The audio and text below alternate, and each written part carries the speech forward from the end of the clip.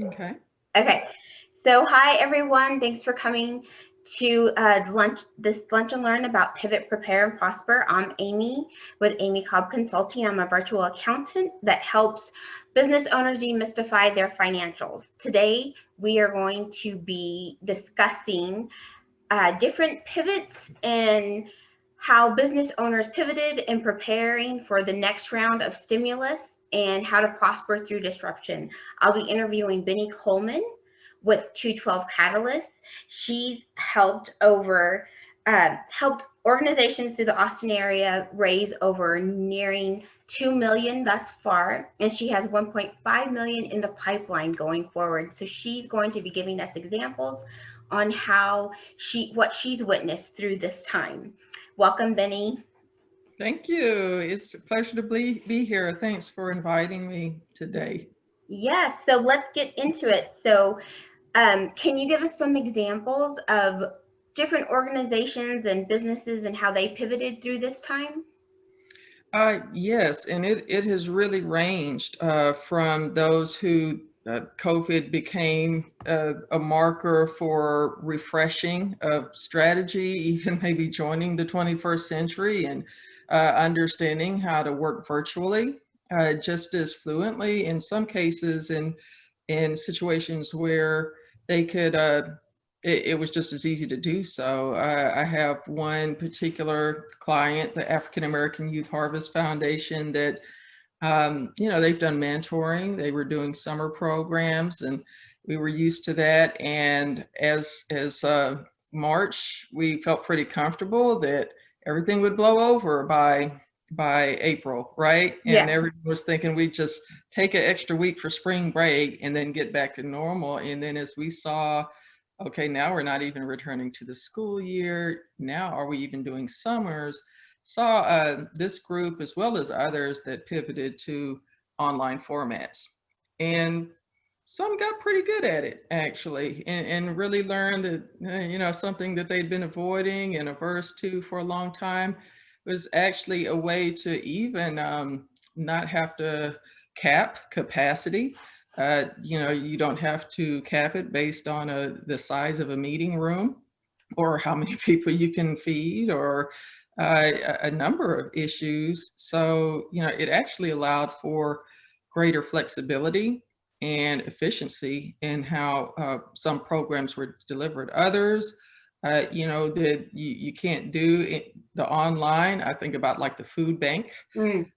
Certainly had to ramp up very quickly. I think a lot of funders really came to the table, and that was an example of one of the first social service type programs out there in the community that really got a flood of support and people volunteering and getting out there because they were serving that critical need right on the front line.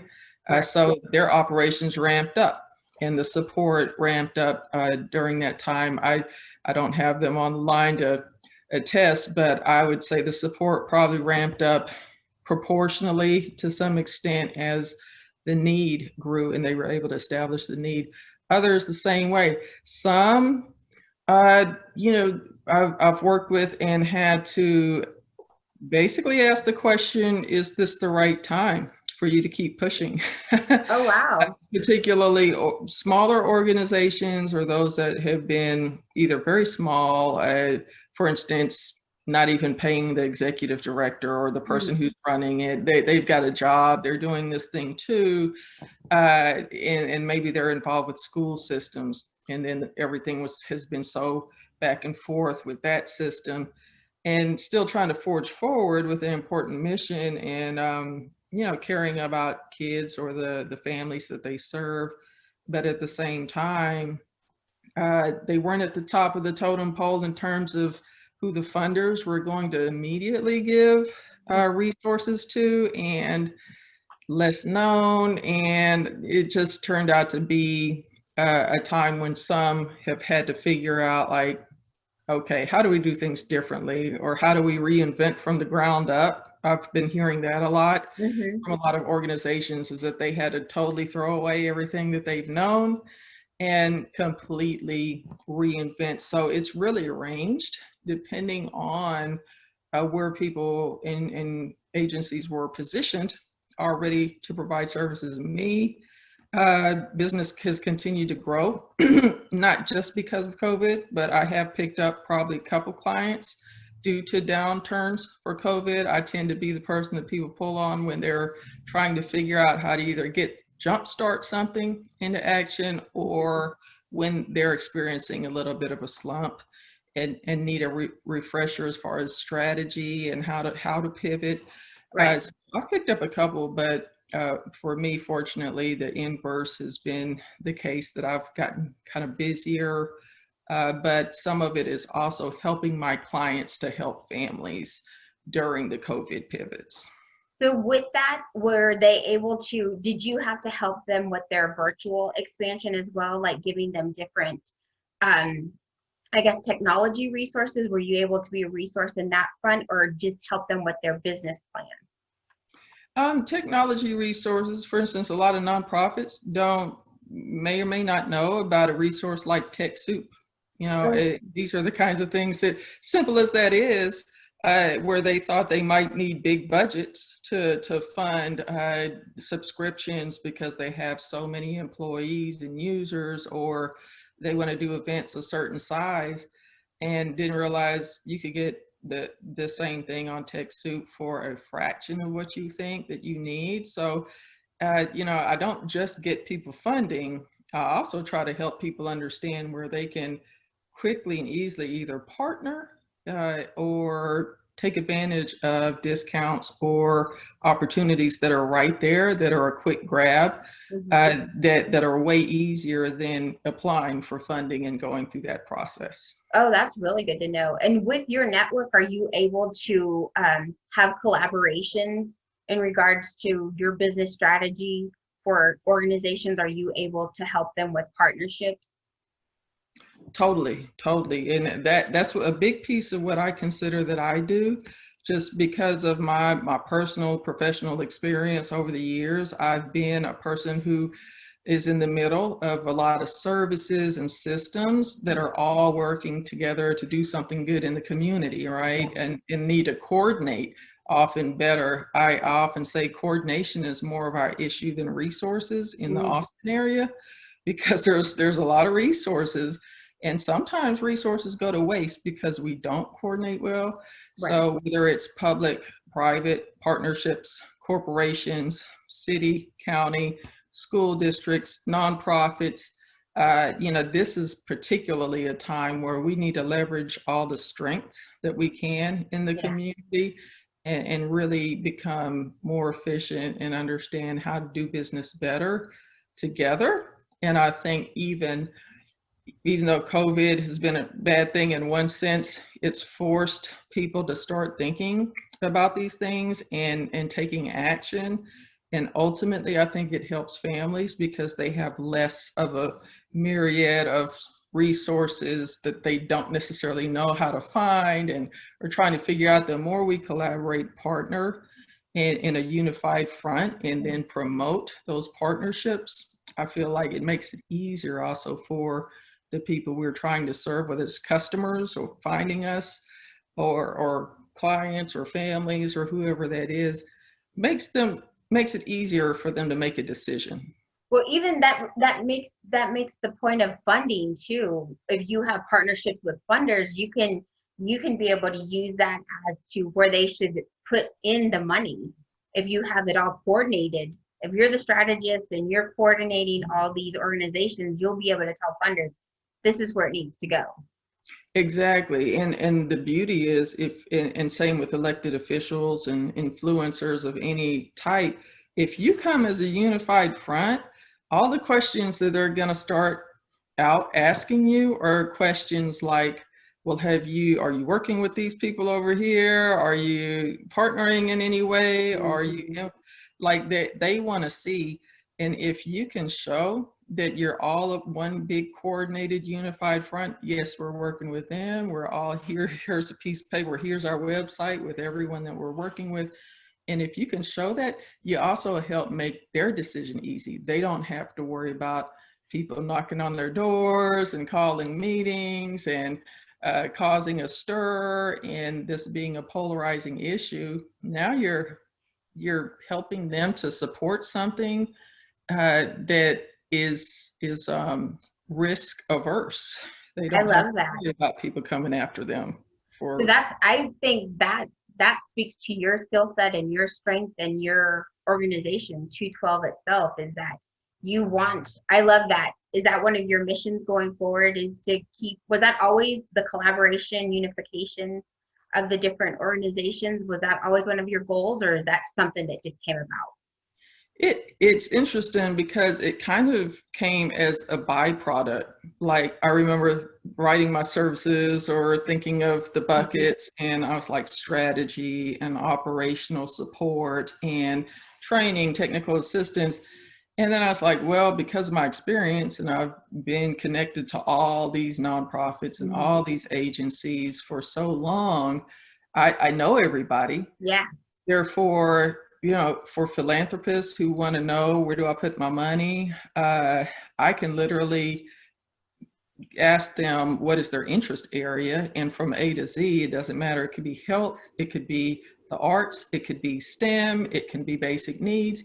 I can point them to a quality nonprofit or two that would be a good match for them and mm, sort of match make. And so I just threw that up there, but I've more and more been finding that may be elevating to one of the bigger values that I have for everybody. yeah, Like, just come ask me where to go, and I'll start to connect dots to make everybody's life easier and everyone finds a match to where, and even culturally, and all of those things I take into consideration. I just know a lot of people. So that's risen that's as awesome.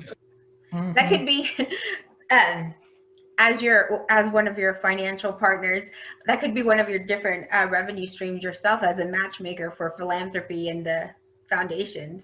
Yeah, I thought about how do I start charging for this, because I'm just Yes, kind of doing it and you need connecting to people. do, you need to be the match.com for philanthropy in Austin. That's it. That's it. Now I just need to build a portal. That's There it. we go. There we go. We need to get your tech support on that one. Yeah. Well, but what is interesting, I actually have been part of projects that are working to do that, to bring together this whole comprehensive array of services and groups that are working on like service categories and goals and metrics. So ironically, that is the type of project I've been also involved in.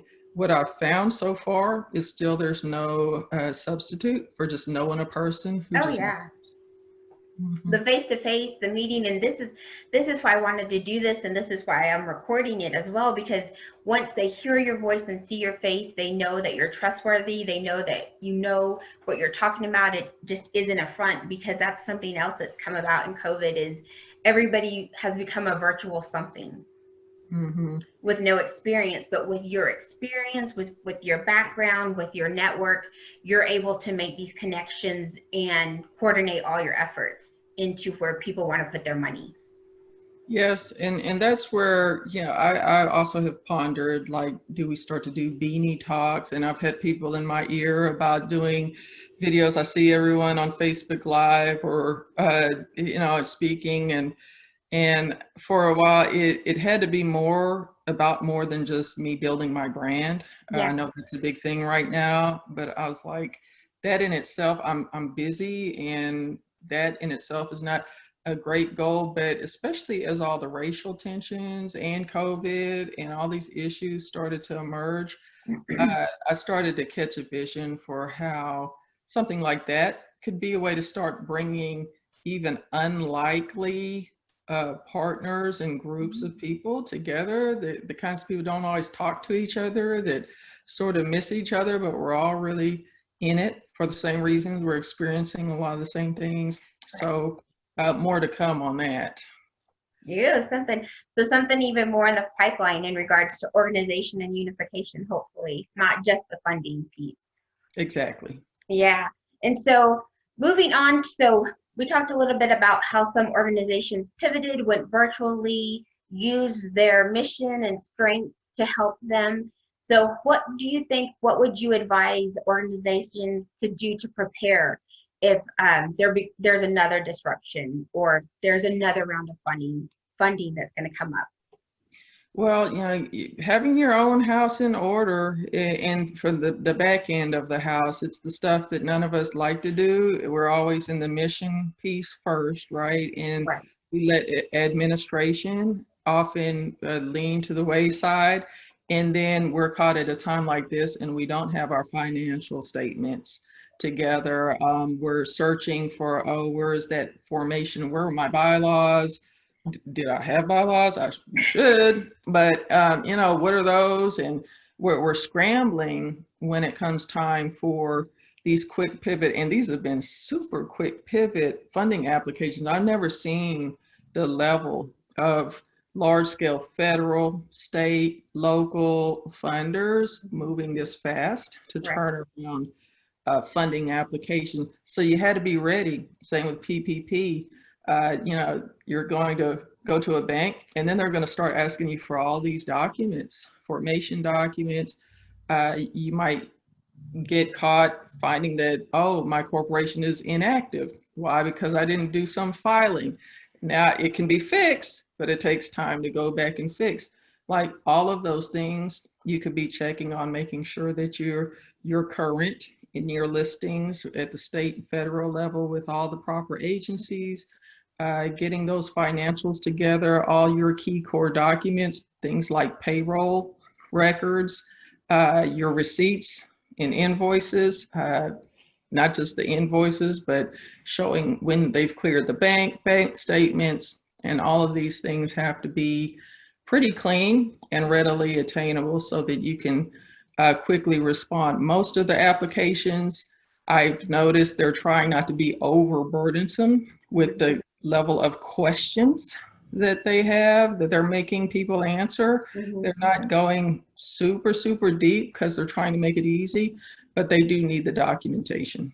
Right. So when that goes to the piece of your networking, so if you have a philanthropist or a funder that really wants to partner with an organization, you find that match.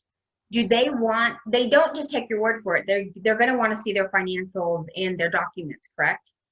Right. Like, one thing, yes, I do have some relationships with funders at this point in my work and life, and maybe they respect me, but you still have to go through their process. I can't guarantee, and I can't tell them what they should fund. I can tell them, here's a group that seems to be aligned with what you do or that's interested. I can lead you to the water. I can lead them.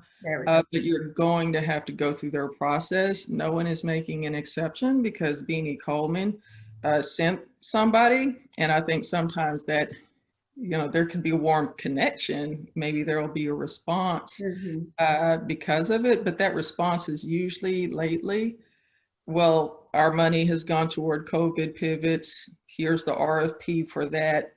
That's where we're directing everyone to. Right. And there aren't going to be a lot of exceptions made because even I'm a friend of somebody. Exactly. Yeah. They're going to have to go through some loopholes, or not loopholes, but they're going to have to go through the same channels that everybody else is. But Exactly. at least at least it's nice to have that warm connection. I like that you said that. A warm connection. They know your name, your organization. So that's good. And then, so with that's really good preparing tips. What do you think you could, as far as prospering through this time, what's your takeaway from all of this? What advice would you give to organizations? I would say, for one, approach with a flexible attitude and mindset. The funding is flowing differently right now for different reasons. If that doesn't include you in a sense, or this is not your time, recognize that, go ahead and make that pivot. Some people, I'm telling them, don't quit your day job. If you've got that, if you've got a job right now and you are, gainfully employed and you also have a vision, I would recommend working both. In fact, I practice what I preach. I have worked multiple deals. I'm doing business here, but I'm also contracting personally on other more private enterprise types of deals. I'm working way more than 40, 60 hours a week. I can attest to that. Exactly. I don't know many entrepreneurs that don't, so they're right now is the time to stay safe and be risk averse as possible, but don't let these opportunities pass you by. Don't assume that you won't. If you are meeting a critical need in the community, or if you need help, I would say look for the right fit opportunities though. For instance, some COVID relief funding opportunities are directed more toward agencies, organizations that have been hurt and hit hard because of COVID, and you've lost clients or customers, or you had to cancel events that used to be a big part of your revenue, and they want to help actually keep the organization afloat. So they're asking for things like, some documentation of event cancellations, or what the level you used to operate at versus what it's been now, how many people you've had to lay off or you're trying to keep on. Others are still about direct assistance that you're providing to other people, like financial assistance, food, rent, assistance, assistance with those applications, case management, mental health, direct services to people. So know which one you are and which one you're not, and don't try to make yourself one or the other, because there are opportunities for both. Next, certainly what we talked about, have your documentation in order, have it ready at your fingertips. So if you've missed one opportunity already because of that, well, revisit what were those elements. Go ahead and get them ready, because one thing that people who are funding right now due to COVID are saying and realizing is this is probably going to last even longer than now. First we thought, oh, it's going to blow over in a few weeks.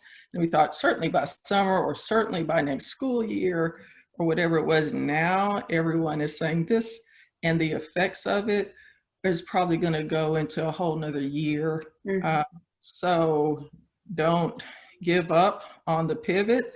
Figure out what that means for you.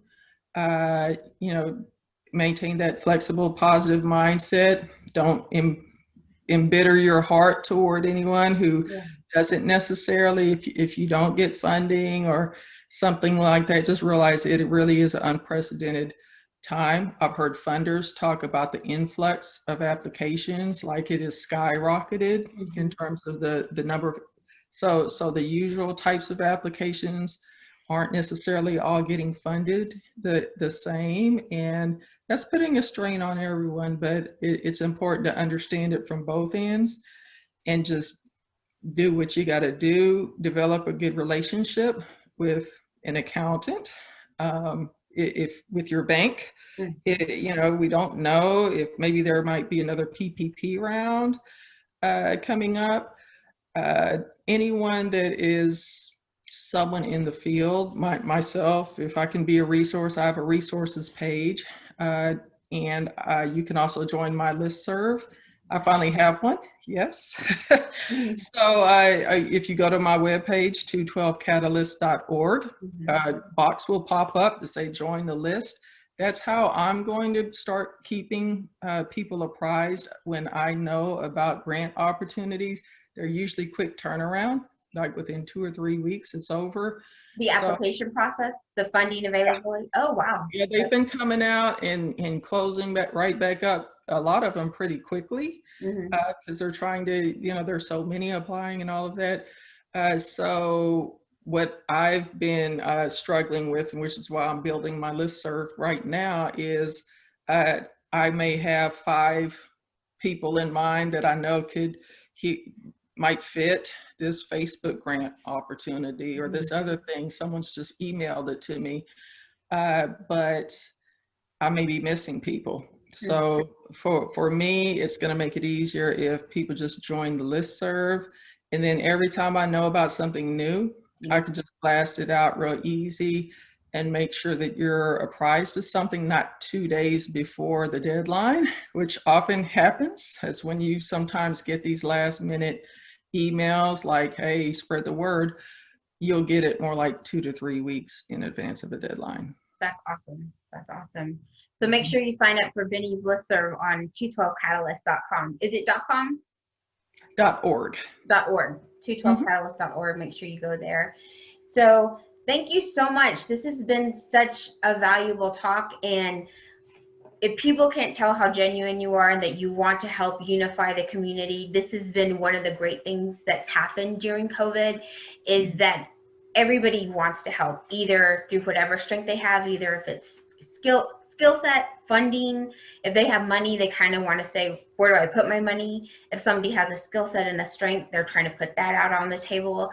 And let me see if Monica joined us. I'm not sure if she has any questions, but if you have any questions, Monica, Bini was welcome to any questions at the end. I'm done with my round of questionings, but as you can see, she's open to being a resource for everybody. The one big takeaway for me was to get onto your listserv so that when you have opportunities presented to you, it would be available to them if they're on your listserv. Yes, that'll be my way to communicate. And Monica is on it. Oh, great. I actually know Monica and have worked with her over the years, but yes, Monica, would you like to ask any questions or have any comments? Hi. Hi, thanks for joining us. I hope you got some information out of this. I'm glad you joined us. Yeah, no, it was just really helpful for me because I'm also a consultant, and I've worked with Bini inside and out of organizations, and I was just really interested in hearing her talk about what kind of work she's seeing and doing with other organizations. I actually took COVID as a break for myself from not working, and so now I'm returning to working with clients, and I've just been I've been following sort of like what's been happening locally, some of the things that people are tackling. And so it was really helpful, Bini, just to hear you talk about like what you're doing with other people and what you're seeing, because some of our work is different, but we are both working with nonprofit organizations here locally. And I know that one of the clients that I've just started working with, they have been able to actually get a lot of grant funding, which is great. I was glad to hear that because I was unsure about what kind of money would be available. And I've also been glad to see that many funders are willing to let their grantees pivot their funding for COVID. So if they were originally funded for like something else, like programmatically, that they're being allowed that flexibility. And so my question for you, Bini, is like, are you still seeing that flexibility, like as far as what funders are doing? Like, how are funders changing I heard you talk a little bit about like their flexibility in some of the grant applications, but like, what is the relation? Do you have any sense of like, what are the conversations happening with funders or between funders and program providers about what is needed the most? Yes, so the funders that are really the type that really like to engage and be very informed and data driven, they are looking to their grantees, as well as I've seen many of them here in Central Texas leaning on a group like Mission Capital to collect information, to hold the convenings and do the surveys, to collect the information from providers across the region. I feel like the numbers 200 or 300 something respondents comes to my head for one that I remember participating in, and then they pretty quickly turned it around and then held a meeting to share the results of that. And they were asking like, how have you been affected as an organization, as well as the families that you serve and the groups that you serve. And I know funders like St. David's and United Way, and so you know about the All Together grant with Austin Community Foundation and all those funders that are coming together. They're very heavily listening to the input that they're getting, and they've deliberately done their funding in waves, in phases, because they were already pretty intelligently thinking about this, that they knew that immediately there were going to be certain kinds of needs. And then this gave them an opportunity then to keep reassessing, are there different types of needs as we go? Like as we come out of COVID, people are going to need workforce assistance. They might need new training for new jobs to get back into the workforce. People are going to need help with some of that rent that they deferred, or some of those bills that we've been deferring and having these wonderful programs. That's going to be due at some point, but maybe they won't be struggling as much with, I need food right now, like the critical immediate need. So they've given themselves an opportunity to listen to the community in that way, by listening to those who are on the front lines and listening to both sides of the story. And you're right, Monica, that I've seen some that they still want you to have some sense of focus or data to show that you glean from to decide what you needed to do and with which target audience and where the need is. They're listening to that in grant applications as well. But a lot of them are being pretty flexible with the funding element, like maybe they'll still allow to be still general operational funds, like, which basically means they want to know that you have a focus and you're going to meet a need with this money. But it kind of just means they're not going to come with the auditors later to scrutinize every receipt. Some will. Some are being very particular about, hey, you have to get this grant, you have to submit the receipts as part of the grant application that you want reimbursement for. So they're going to give you to the penny what you've paid that you've lost. So there is a complete range of the mentalities and the approaches. They're all valuable, but it is important to know which is which. But to the extent that they can, I've seen funders being very, very flexible, and I've also seen them trying to be super equitable, which is important. I've seen where, yes, this is COVID relief, but they're also prioritizing organizations who have leadership and board membership that reflects the community that they're saying that they serve. And they're literally going in with a rubric and a matrix and giving points toward that. And so not just flexible, but also equitable, I would say. So I have two questions. Do you have a follow-up question, Monica? I do have a follow-up question, but I can wait.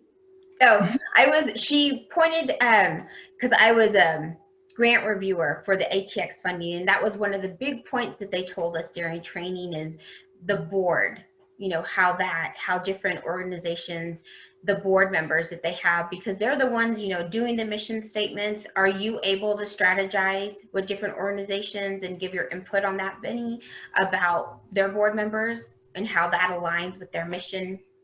Oh yes, and a lot of them already are knowing it. Funders were actually already starting to do some of that before COVID, before all this stuff hit, before the racial issues that we see right now that are in the news very prevalently. I already saw, and some of that can be maybe attributed to Mayor Adler's leadership in really rolling out the Undoing Racism, people doing the Courageous Conversations workshops. Funders started engaging in those workshops and really thinking about how their funding and power and decision-making power is where equity lies. Like rhetoric, messaging, that's the same thing we've been doing, but they started to really realize that until we even the score more in terms of who we fund and how we fund, and they started looking at that. So it's been interesting to see more long-standing organizations that didn't necessarily always have diversity starting to recruit board members of color. Right. But the fact is they do get that it's important, but sometimes funders have to kind of drive that and find ways within their institutional process, within the application process itself, giving points toward that. is going to determine ultimately also a little bit of who gets funding. And so they've been driving that even before, but it's even become much more elevated and much more prominent now. So I see where, yes, organizations that were not as diverse at that level are starting to pay attention and look for that diversity. And whereas a lot of the ones that have been doing it forever are like, yes, finally, and there's some recognition that's important and it's valued versus honestly, there's probably been times where it was devalued. To be quite honest, there was more skepticism. If you were all people of color, the biases that we just already have socially and institutionally, I think probably worked against boards that were predominantly people of color, to be quite honest. That's my personal thought. I can't quote the research on it. I think that that's the case. And now it's being looked at as something important and valued. And when the funders do it, everyone else kind of follows suit. Right. With that, so my second follow-up question was, so if they were already granted money for the 2012 fiscal year, were they just talking to the funders in regards to their pivots and how they were going to have to realign that funding? How did they go about being able to access the funding that was granted to them, but with a different scope? For those who had already been granted funds, and then I saw nothing but funders being very flexible, very amicable, very understanding, extending a lot of grace, and just in humility saying, we're not the people on the front line, who are working, fighting this fight right now, and these organizations are not only struggling as an organization, but they're still trying to serve the community at the same time. So I feel like I've seen where funders have extended a lot of respect, a lot of courtesy, a lot of understanding to even for the things that maybe they don't understand, but they're listening, and they're listening with an intent to use what they're hearing to steer their direction. And therefore, I think that's where a lot of this flexibility has come from. And one of the biggest ways that they've been able to do so is to say, you know what, we know we initially funded you for this, do what you got to do, let us know what the pivot is. And we support the pivot, we understand, and if you have to use that money for a little bit something different now than you intended before you knew this was coming, that's okay too. Like, we're still a partner in all of this. Nice. You want to go ahead with your question, Monica? Yeah, I totally agree with what everybody is saying. And I appreciate you sharing what you're seeing, Bini. I also attended some of the mission capital data meetings, and I'm always curious to see like what comes as a result of that data, especially during such a critical time, like how, I don't know, my also perspective is so we can move slowly sometimes, but I think this time we've seen like how quickly we could actually respond when we really want to, right? Like, and so that's been really interesting for me, like, to live here and be working here as long as I have and see how slow people have been to make these changes, but now how quickly they're doing this. And I mean, I'm not going to judge, like, if that's what it takes, like, fine. But, at least we've seen now that like we can be responsive and people can be more responsive and can be more equitable and can be better listeners and partners. But the other question I have that I'm curious about is sort of about strategic planning right now, because I mean, for example, I have a client and they did a strategic plan like right before COVID, right? So like, and they worked with a consultant, and they had put this like, sort of traditional 3 to 5 year strategic plan in place.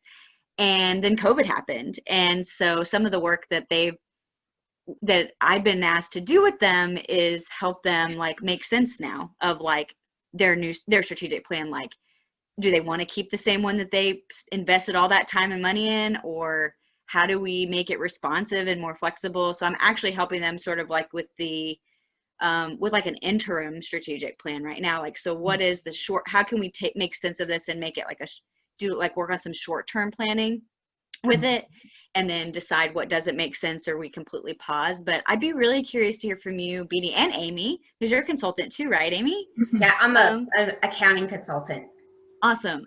Well, if either of you have anything to share about this, because it's work that I know is important right now, like how are people making sense of either pre-existing strategic plans that now have to change or how are people planning right now? You know, like what, and I mean, I'm a fan of sort of some of the scenario planning work that I've seen becoming more popular, which I think is really great for nonprofits to consider, is something that a lot of nonprofits hasn't done in the past, but looking at sort of like preparing for some possible scenarios that could play out and, you know, as one way of thinking about it. But I'd be curious to hear from either of you about what you're seeing around like strategic planning and what that looks like right now and how people are pivoting and making sense of that, and like, and how are you helping other organizations, or are they not, and maybe that's a gap that they need help with, right? Because like I would anticipate that that might also be a need right now, that people are like, what do we do with this plan we made? And I think like pivoting there and some really help, and not just, and I know that I'm asking a lot of questions in this because there's a lot here, but what I guess I'm trying to get to the heart of is like, you know, what is really happening with organizations with strategic planning? What are their needs and what are they doing well? And like, what do they still need help with to be able to be really responsive to like this new reality? Well, I think you know what they've done well is lay out a strategic plan. You know, the key there is, because when you do those things, what do? You sort of refresh your vision, you revisit your mission. Are we still doing what we said we wanted to do? Or, and if not, why? Maybe we've learned things and we've tweaked our strategy because of it. Now, some strategies, particularly maybe short-term, very tactical things, yes, are going to change, right? But overall, I always say about strategic plans, strategy should be, and there shouldn't usually be too many long-term strategic objectives that you're focused on, but they should all be woven into the fabric of the everyday existence of yourself. So if customer service and you know, serving our clients with a smile and with a warm, making warm connections is a strategy, and we're going to weave that into everything we do, and our customers are also internal and external, we can be practicing some of that even as we're pivoting into a virtual environment. You know, what does that mean? Or supporting them in ways. Right now, is that supporting them through the digital divide? So the pivot might be tactical, whereas I feel like a good strategic plan would still include those good strategic threads, almost no matter what. And there may be exceptions. So I think, first of all, you know, I would encourage people not to feel like we spent all that time on money and on a strategic plan, and now we're throwing it all away. I think the values and the concepts that you had there are probably still good. And you're really, what you're facing is, we can't hold in-person meetings. We can't do anything in person right now, or social distancing and all the safety precautions. Do we want to do that or do we not?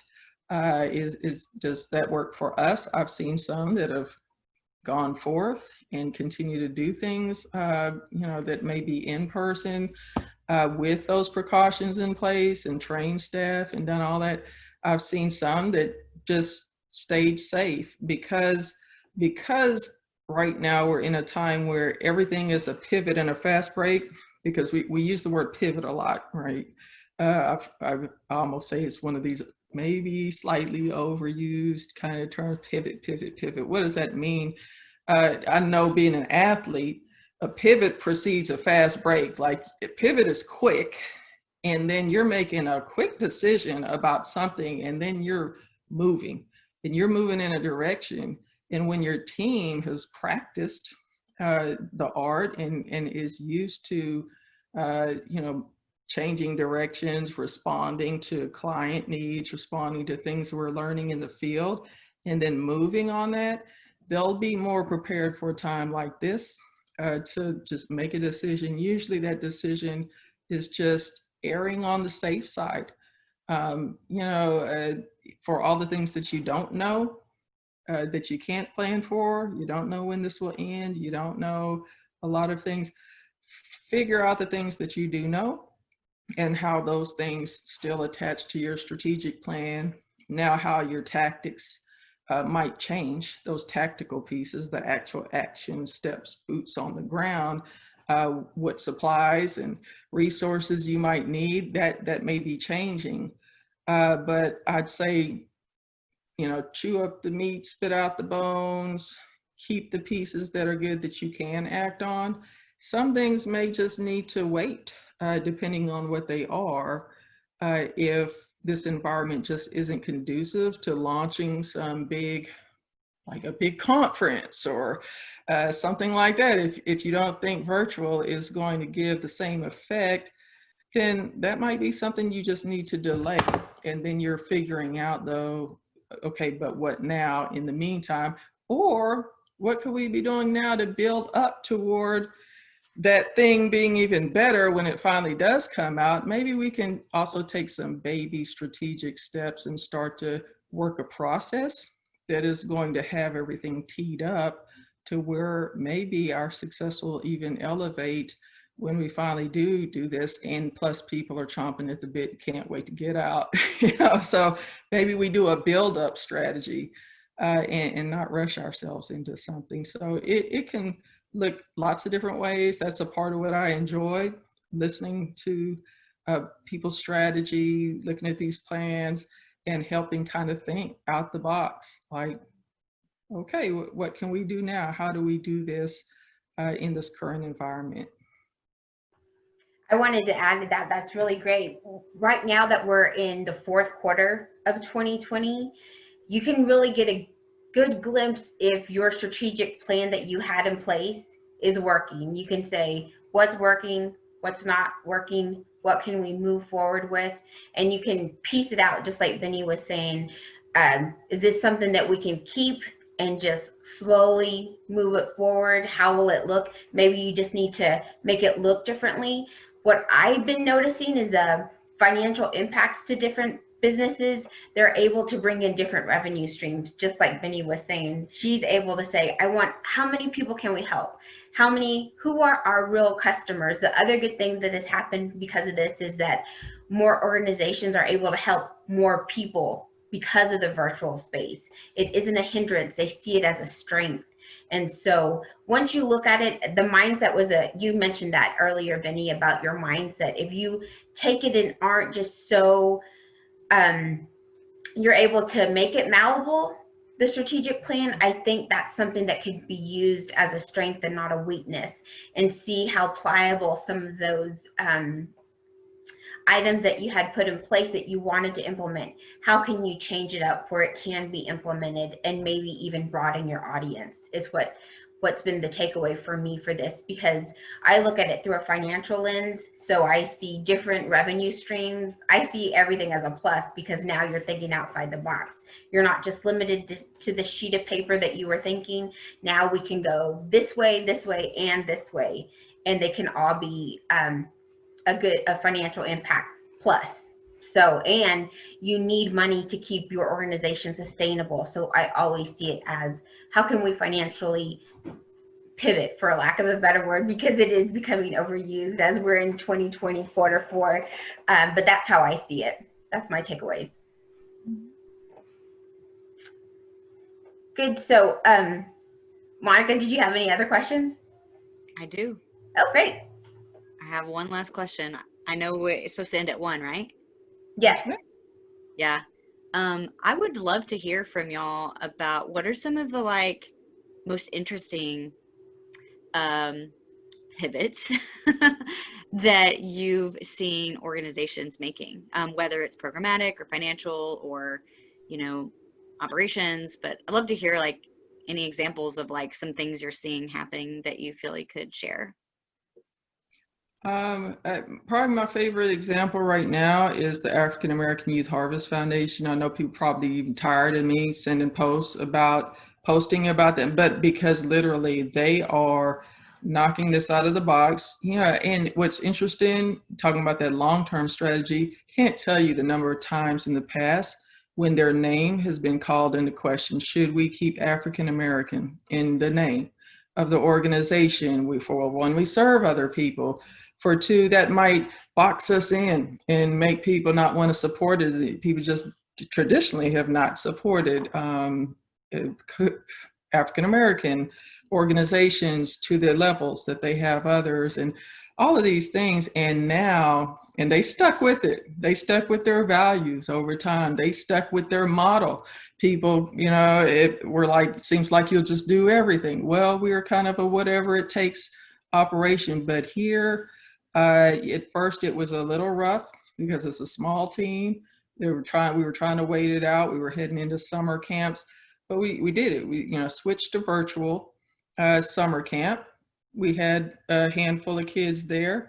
We switched summer youth employment interns that normally work for us to a program to train them, and which was a huge pivot because it meant 20 hours a week of programming versus them helping us for 20 hours a week with our work.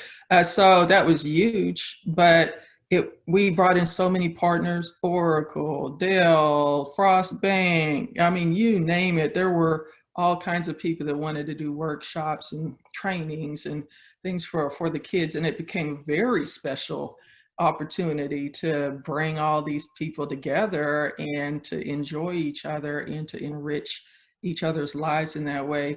Also, when the funding started rolling in, there have been support from all over the community, more people wanting to donate, more people seeking out African American groups. Therefore, the name has finally, it started working for them, actually, because people are searching, they're finding their website. And then what we did real quick was, let's clean up the website. Let's make sure it's crispy, and it may not look the best. It looks fine, but everything may not be super fancy, but let's make sure it's updated and people see, and our sponsors and everything, let's show them what we've got. And people said over and over, I was looking for an organization. I found your website. I wanted to donate. I want to know more. They want to donate bigger.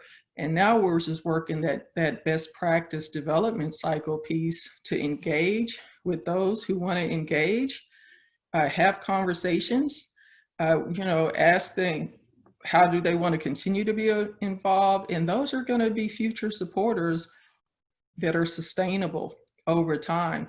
And we are finally getting to the place where, unfortunately, because of the things that have happened, where we are moving more toward organizational sustainability with that group versus over reliance on, one or two big contracts. So that's my big home run success story. Sorry, I took up the rest of the time and didn't leave a lot of time for Amy, but that was my favorite pivot story. I love it. I love it. Well, with the time, because I'm so grateful, Bini, that you were able to do this and give us your wisdom and your experience and your knowledge. Is there anything else you have that we can look forward to seeing you at? Is there anything you want to share with us? Oh, I've just presented at a few. I can't think of any in the future, but again, if you join that listserv, 212 catalysts at .org, then you will get that box that pops up, sign up, and you'll be apprised of everything to come. Sounds great. And Monica, if you have any follow-up questions, just let us know. I think you have Bini's contact information, but sign up for her listserv. It sounds like you're already there. If you have any questions for me, you can go to amycobbconsulting.com. Thank you so much for joining us, and thank you for your time. I appreciate it. Thank Awesome. you. Have a I wonderful appreciate the weekend. conversation. Yeah, it was great. Thanks. Bye. Bye. Bye.